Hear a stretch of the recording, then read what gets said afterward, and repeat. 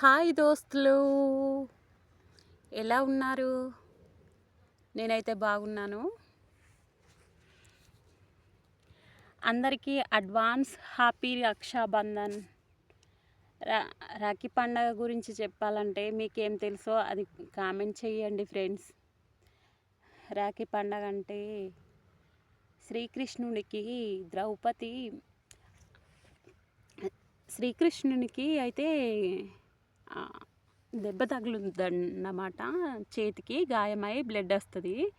ఆ బ్లడ్ చూసి ద్రౌపది ఎక్కడి నుండో వచ్చి తన చీర కొంగు కట్ చేసి తన కృష్ణుని వేలికి కడుతుందన్నమాట. ఆ కట్టినప్పుడు అయితే ద్రౌపదితోటి ఎవరు మాట్లాడలేరన్నమాట.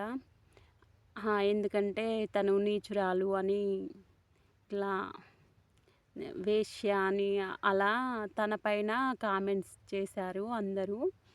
దాంతో తనతో ఎవరు మాట్లాడలేరు. కృష్ణుడు మాత్రం తనను తోబుట్టుగా అంగీకరిస్తాడు. ఎప్పుడైతే ద్రౌపది తన చేతికి రక్ష కట్టిందో, అంటే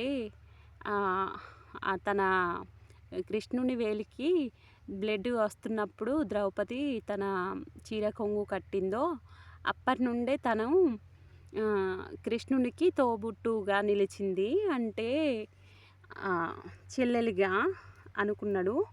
అప్పటి నుండే మనకు ఈ రక్షాబంధన్ అనేది వచ్చింది.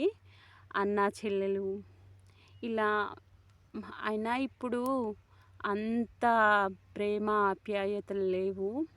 కొన్ని చోట్ల ఉంటాయి నిజమే, కానీ కొన్ని చోట్ల లేదు. మీరేమనుకుంటుర్రో కామెంట్ చేయండి. నాకైతే వాళ్ళ ద్వారానే మనకు ఈ రక్షాబంధన్ అనేది వచ్చింది అనుకుంటున్నా. మీరేమనుకుంటున్నారో కామెంట్ చేయండి ఫ్రెండ్స్.